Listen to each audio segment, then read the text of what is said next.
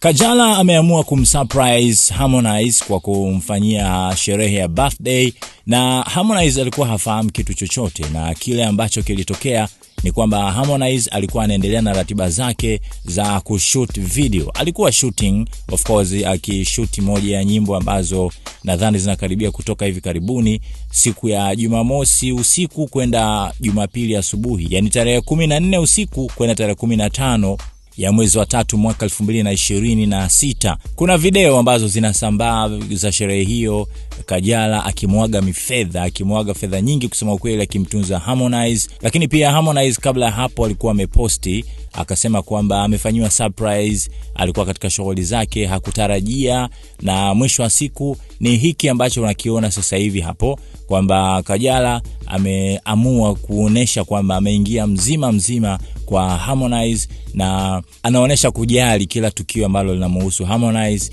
Na hata pia pamoja na kwamba Harmonize pengine alikuwa ametingwa na shughuli, lakini ghafla bin vu, kumbe yeye alikuwa amekwisha kuandaa sherehe, alikuwa nalo kichwani jambo hilo na ameamua kumfanyia. Tazama namna ambavyo anamtunza hiyo mifedha.